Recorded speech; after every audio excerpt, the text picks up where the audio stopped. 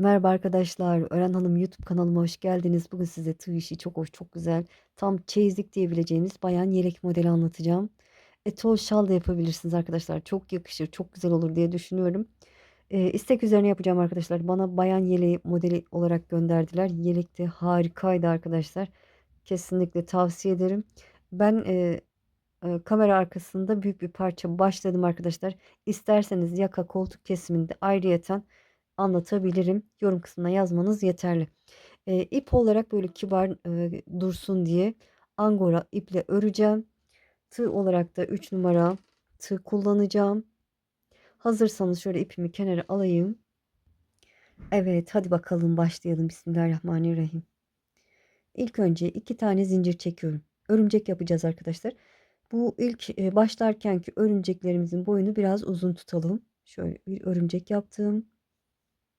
Kapattım. Yuva yapacağım şimdi, o yüzden 4 tane zincir çekiyorum. 1, 2, 3, 4. Bu örümceğin tepesindeki sık iğneye bu şekilde başına dolamadan batıyorum. Yine sık iğne yapıyorum. Sonrasında ilmeğimi genişlettim. Bir örümcek daha yapıyorum. İlmeğimi genişlettim. İkinci örümceğimi yapıyorum. İki desen arasında iki örümcek olacak. İki örümceğimizi yaptık. 4 zincir çekiyoruz. Burada kenar olduğu için bir örümcek yaptım. 3, 4 zincir. Buradaki örümceğin tepesindeki sık iğneye başına dolamadan batıyorum. İlmeğimi genişlettim. Bir örümcek yapıyorum. İlmeğimi genişlettim. İkinci örümceğimi yapıyorum.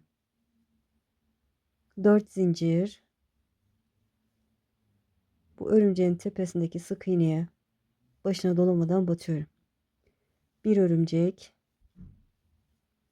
Evet, yeterli arkadaşlar. 3 desen yeterli. Şimdi şöyle bir zincir çektim, çevirdim.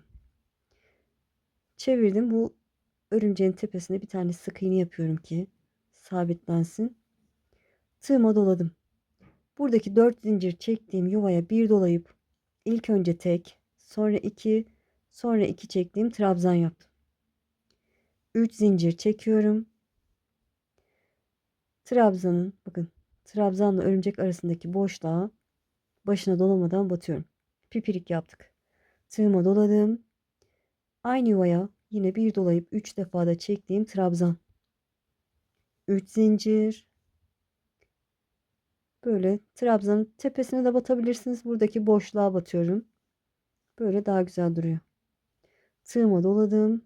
Aynı yuvaya üçüncü trabzanımı yapıyorum. Dediğim gibi bir dolayıp 3 defa da çekiyoruz. Arada zincir çekmiyoruz. Sadece pipirik yaparken 3 zincir. Geriye doğru tepesine başına dolamadan batıyorum. Dördüncü trabzanımı yapıyorum. Bu şekilde 6 tane yapacağız arkadaşlar. İlkini beraber yapalım. 3 zincir tepesine başına dolamadan batıyorum. Evet, şöyle kaçıncı yaptım bilmiyorum, göremiyorum çünkü. 3 zincir tepesine batıyorum. Evet, kaç olmuş? 4 tane olmuş arkadaşlar, hatta 5 tane olmuş. Altıncıyı yapıyorum. 3 zincir tepesine başına dolamadan batıyorum. 6 tane olduktan sonra buradaki, bakın, iki örümcek arasındaki yuvaya başına dolamadan batıyorum. Tığıma doladım, hiç zincir çekmeden sıradaki yuvaya yine 6 tane trabzanlı pipirik yapıyoruz. Birinci yaptım. 3 zincir çekiyorum. Tepesine bu şekilde başına dolamadan batıyorum. Aynı yere ikinciyi yapıyorum. Evet, 6'ya tamamlayalım arkadaşlar. Bunu yaptığımız gibi 6 tane trabzanlı pipirik yapalım. Evet, 6 tane trabzanlı pipiriği yaptım. Böyle iki örümcek arasındaki bu yuvaya başına dolamadan batıyorum. Tığıma doladım. Sıradaki yuvaya yine 6 tane trabzanlı pipirik yapıyorum. Birinci trabzanımı yaptım. 3 zincir tepesine bu şekilde başına dolamadan batıyorum. Bunu da 6'ya tamamlayalım arkadaşlar. Evet, gördüğünüz gibi 6'ya tamamladım. Son olarak buradaki başlarken çektiğimiz zincire başına dolamadan batıyorum. Şimdi tığım da kalın uçlu geldi. Başına dolamadan battım. 1, 2, 3, 4, 5, 6 zincir çektim. Şöyle. Bakın. 6 zincir çektikten sonra bir tane örümcek yapıyorum. Bu örümceği çok uzun tutmayalım arkadaşlar, boyunu. Bir örümcek yaptım. Şöyle pipirikleri sayıyorum. 1, 2, üçüncüye başına dolamadan batıyorum.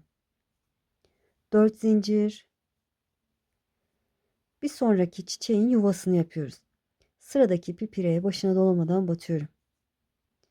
İlmeğimi genişlettim. 2 tane örümcek yapıyorum. Dediğim gibi boyunu çok uzun tutmayalım.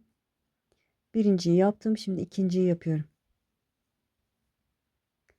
Karşıdaki çiçeğin bakın 1, 2, üçüncü pipirine başına dolamadan batıyorum. 4 zincir. Sıradaki pipireye başına dolamadan batıyorum. Yuva yapıyoruz. İlk sıra bu şekilde olacak. İkinci sırada çiçek yapılacak. 2 tane örümcek yapıyorum. Sıradaki çiçeğin 1, 2, üçüncü pipirine başına dolamadan batıyorum. 4 zincir. Sıradakine başına dolamadan batıyorum. Bir tane örümcek yapıyorum. Yine çok uzun tutmuyorum. Şöyle tığıma doladım. Şuradaki bakın burada bir zincir çekip sık iğne yapmıştık. Oraya batıyorum. İlk önce tek, sonra iki, sonra iki çektiğim trabzan. Bu boyutta olacak. Bir zincir çevirdim. Bu trabzan tepesine bir sık iğne yapıyorum. Evet, ikinci sırada da çiçek yapacağız. Şimdi yaptığımız gibi. Tığıma doladım. Buradaki yuvaya bir dolayıp 3 defa da çektiğim trabzan. 3 zincir. Tepesine trabzan. Tığıma doladım. Trabzan diyorum. Tepesine sık iğne yapıyorum. Evet. 6 tane trabzanlı pipirik yapalım. Üçüncüyü yapıyorum. 3 zincir tepesine başına dolamadan batıyorum. Aynı yere dördüncüyü yapıyorum. 3 zincir tepesine başına dolamadan batıyorum. Evet, 6'ya tamamlayalım arkadaşlar. Şöyle kaç olmuş? 3, 5 olmuş. 6.'yı yapıyorum. 3 zincir tepesine batıyorum. 2 örümcek arasındaki yuvaya başına dolamadan batıyoruz. Tığıma doladım. Sıradaki yuvaya yine 6 tane trabzanlı pipirik. 3 zincir tepesine batıyorum. Artık bilirsiniz arkadaşlar. Sırayı tamamlayalım. Sıranın sonunu göstereceğim. Evet, sıranın sonuna geldim. Son çiçeğimi yaptım. 6 tane trabzanını, pipirini yaptım arkadaşlar. Sonuncuyu yaptıktan sonra buradaki zincirin tepesine başına dolamadan batıyorum. 1, 2, 3, 4, 5, 6 zincir çektim. Çevirdim. İlmeğimi genişlettim. Bir tane örümcek yapıyorum. Bir üst sıra geçiş bu şekilde. 1, 2, üçüncü pipiriye başına dolamadan batıyorum. 4 zincir. Sıradaki pipireye başına dolamadan batıyorum. 2 tane örümcek yapıyorum. Modelimiz bu kadar kolay arkadaşlar. Çok da çabuk ilerliyor. Üçüncü pipireye başına dolamadan batıyorum. 3 zincir. Pardon, 4 zincir. Sıradakine batıyorum. Şöyle bir tane örümcek. İkinci örümcek. Son 1, 2, üçüncüye başına dolamadan battım. 4 zincir. Sıradaki pipireye başına dolamadan batıyorum. Bir tane örümcek yapıyorum. Tığıma doladım. Bakın buradaki sık iğne yapmıştık. Onun tepesine bir dolayıp 3 defa da çektiğim trabzan yapıyorum. Sonra bir zincir çeviriyoruz. İkinci sırada ne yapacaksak aynı işlem. Buraya hemen sık iğne yapıyorum. Sonra bu yuvalara yine çiçek yapıyoruz. Trabzanlı pipirik arkadaşlar. Artık bilirsiniz. Evet, bu şekilde yaparsınız. Çok hoş, çok güzel. Gördüğünüz gibi hafif ılık ütüde yaparsanız muntazam durur diye düşünüyorum. Bitişi nasıl olacak arkadaşlar? Onu büyük parçada ördüm. Onu da göstereyim. Evet, gördüğünüz gibi muhteşem oluyor. Çok hoş, çok güzel oldu. Şöyle bitiş olarak da arkadaşlar şöyle bakın burada bitirdik mesela. Ee, Başına dolarsınız. Buraya da bir çiçek yaparsınız. Evet. Bir çiçek yaptıktan sonra yani 6 tane trabzan pipirik yaptıktan sonra buraya başına dolamadan batarsınız. Bir sonrakine başına dolamadan batarsınız. Bir sonrakine yine çiçek yapar. Bir sonrakine başına dolamadan batarsınız. Burada da gördüğünüz gibi çiçek yapacağınız yerler yine yuva.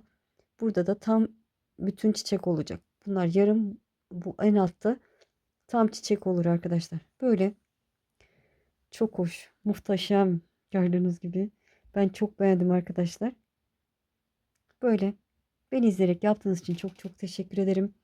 Kanalıma abone değilseniz abone olursanız sevinirim arkadaşlar. Abonelik tamamen ücretsiz. Videolarımı beğenip paylaşırsanız, yorum yaparsanız bana destek olmuş olursunuz. Hiç değilse bir çiçek, bir kalp de bırakabilirsiniz. Çok mutlu olurum arkadaşlar. Çünkü o kadar emek harcıyorum. Böyle daha fazla kişiye ulaşmasını istiyorum. O yüzden sizin yorumlarınız, beğenileriniz benim için çok önemli. Şunu da söyleyeyim arkadaşlar. Eğer ki dediğim gibi yelek örmek isterseniz ben bu modelde bu 38 bedeni olur diye düşünüyorum bu ön olarak yaparsanız. Yaka oyuntusunu ve koltuk kesimini gösterebilirim. Çok fazla istek gelirse, çok fazla istiyorum yazarsanız yaparım söz arkadaşlar. Sizi çok seviyorum. Kendinize iyi bakın. Allah'a emanet olun. Hoşça kalın.